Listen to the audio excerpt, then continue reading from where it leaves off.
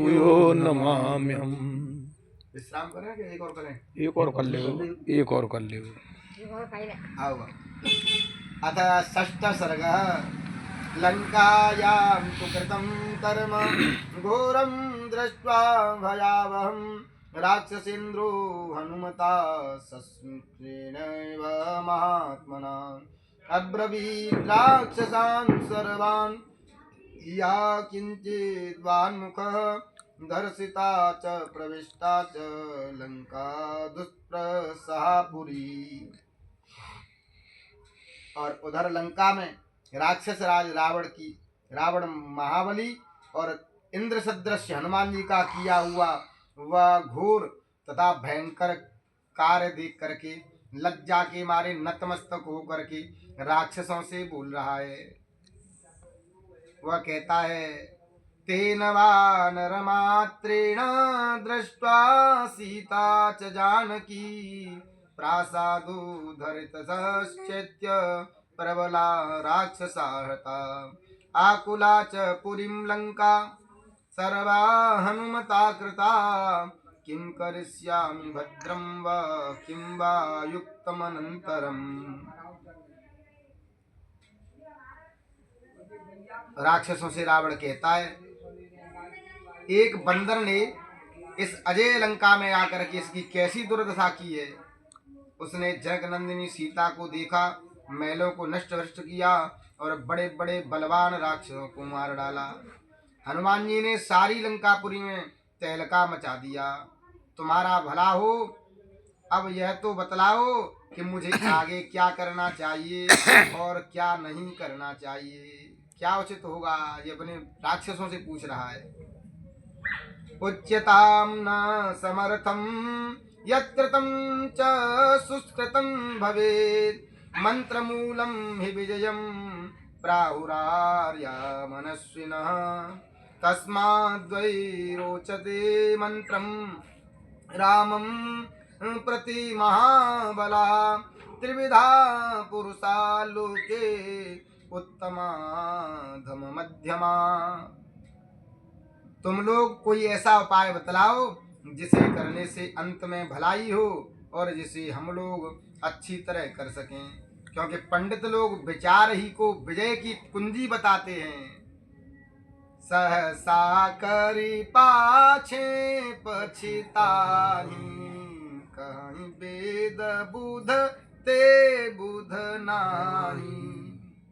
इसलिए वह कार्य बताओ जो विचार पूर्वक किया जाए और जिसको ठीक प्रकार से हम लोग संपन्न कर सकें। हे महाबली राक्षसों, इस समय मुझे राम के विषय में परामर्श करना उचित जान पड़ता है। संसार में उत्तम, मध्यम और अधम तीन प्रकार के लोग हुआ करते हैं। तेषां तु समवेतानां गुणदोषै वदाम्यहम् मंत्र स्त्रीभिः संयुक्त समर्थे मंत्र निर्णये मित्रैर्वापि समानार्थे बान्धवैरपि बाधिकै सहितो मंत्रयित्वा यः कर्मारस्मान् प्रवर्तयेत्। मैं उन तीनों प्रकार के लोगों के गुण दोष कहता हूँ। जो मनुष्य अपने हितैषी और सलाह देने की योग्यता रखने वाले, अपनी तरह सुख दुख भोगने वालों, मित्रों, भाई बंधुओं अथवा अपने से अधिक योग्य व्यक्तियों के साथ सलाह करके कार्य आरंभ करता है और दैव बल से के सहारे प्रयत्न करता है, पंडित लोग ऐसे मनुष्य को उत्तम पुरुष कहते हैं। दैवे च कुरुते यत्नं तमाहु पुरुषोत्तम एकूर्थं बिम्रसे देखो धर्मे प्रकुरुते मनः एक कार्याणि कुरुते तमाहुर्मध्यमं नरं गुणदोषावनिश्चित्य त्यक्त्वा धर्ममवाश्रयम्। जो मनुष्य अकेला ही अर्थ का विचार करके धर्म में आस्था रखता हुआ स्वयं कार्य करता है उसे मध्यम पुरुष कहा जाता है। जो गुण दोष को बिना भाली भांति विचार किए हुए धर्म का सहारा त्याग करके मैं अकेला अथवा स्वयं ही इस कार्य को कर लूंगा ऐसा सोच करके कार्य करता है, उसकी उपेक्षा करता है, वह मनुष्य अधम कहलाता है। करिष्यामीति यः कार्यमुपेक्षे सन्नराधम यथे मे पुरुषा नित्यमुत्तमाधम मध्यमा एवं मंत्रा हि विज्ञेया उत्तमाधम मध्यमा एकमत्य मुपागम्य शास्त्रदृष्टेन चक्षुषा। जिस तरह 3 प्रकार के उत्तम, मध्यम और अधम पुरुष होते हैं, उसी प्रकार मंत्र माने उपाय भी उत्तम, मध्यम और अधम भेद से 3 प्रकार के होते हैं। उपाय किस प्रकार से करनी चाहिए? मंत्रिणो यत निरता माहुर्मन्त्रमुत्तमं वन्योऽपि मतौ यो भूत्वा मंत्रिणामर्थ निर्णये पुनर्यत्रैकतां प्राप्ता समन्त्रो मध्यमस्मतः अन्योन्यं मतिमास्थाय तत्र प्रतिभास्यति। एक मत होकर के मंत्री गण शास्त्रानुसार जो सलाह रखते हैं वह उत्तम सलाह कही जाती है। यहाँ शास्त्र की आज्ञा को सर्वोपरि कहा गया है। जिस बात का निर्णय करने के लिए मंत्री अनेक मत होकर के अंत में फिर एक मत हो जाएं, उस सलाह को पंडित जन मध्यम मंत्र कहते हैं, माने मध्यम उपाय है। और जिस मंत्र में सब मंत्रियों का मत अलग अलग प्रकट होता हो और वे अंत तक एक मत न हो सकें, और एक मत होने पर भी जिससे कल्याण होना असंभव हो, वह मंत्र माने उपाय अधम कहलाता है।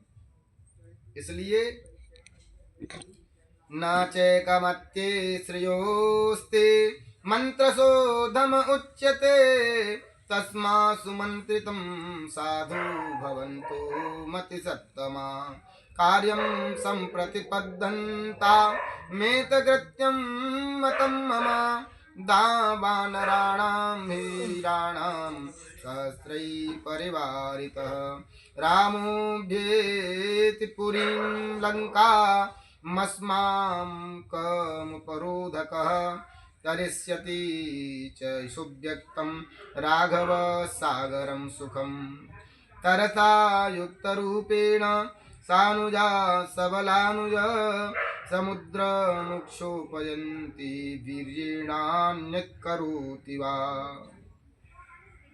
अतएव हे मंत्री श्रेष्ठो, आप लोग भली भांति विचार करें, क्योंकि आप लोग बड़े बुद्धिमान हैं।